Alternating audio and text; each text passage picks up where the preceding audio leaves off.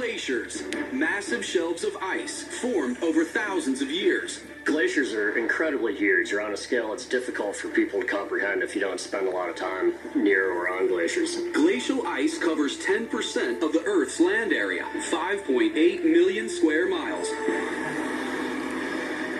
In places like Alaska, tourists pay to get as close as possible to these massive natural phenomena. Today, Marty Cohen watches along with his wife and 2 sons.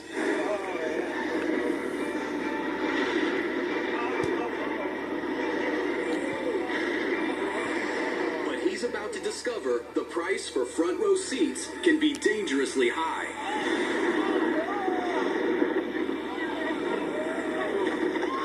I could not believe the size of the piece that fell in. I've never seen anything like this. There are rocks of ice coming toward me everywhere. I'm thinking I'm gonna die if this hits my head. Now you are in the drop zone as a skyscraper of ice plummets toward you. Your goal is to survive. So which safety rule is more important as a glacier cabs close to your ship? A, be ready to hit the deck at all times. Or B, always keep one hand on the railing. First thing to consider, you should have seen this coming.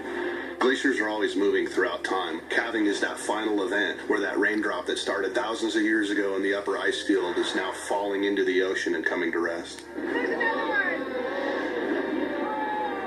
People die all the time due to calving events, both from ice falls onto land and calving into water. People underestimate their power and are quite often too close. And the hazards are both above the waterline and below it.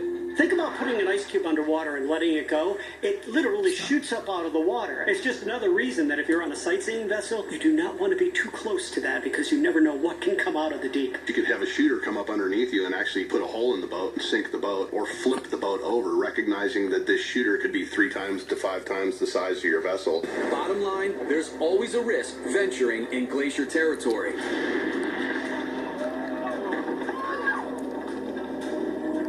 So what do you think will keep you safe? The better choice is B. Keep one hand on the railing at all times.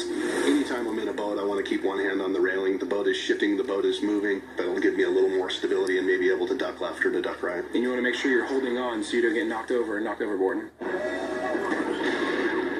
I cannot believe this is happening in front of me. Of course, the safest bet could be holding onto the rail and ducking. I'm terribly worried about my family. There was no time. All I could do was yell, duck. My son, myself, my wife, we all ducked. The boat is hammered by debris.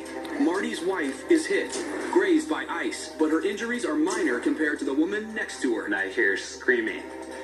And there's a woman behind my wife screaming that her leg is broken. But there's a reason to keep hanging on to the rail. The captain stepped on the gas to get out of there. Gunning the engines and getting the vessel out of there is the safest thing and the best thing to do at that point. True or false? When watching a calving glacier, boats should keep a minimum safe distance of 500 yards. That actually is true. A quarter nautical mile, or a little over 500 yards, is the minimum recommended distance. But even at 500 yards, there are no guarantees. After all, Marty's boat was that far away. Sawyer Glacier is quite large, could be 200 plus feet tall in sections, recognizing that that could be a 15-story building falling off into the water.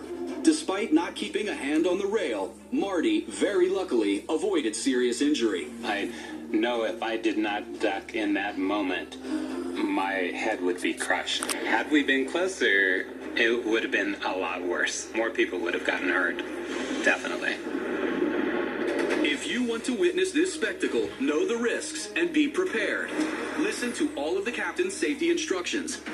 Keep a hand on the rail at all times and be ready to hit the deck just in case.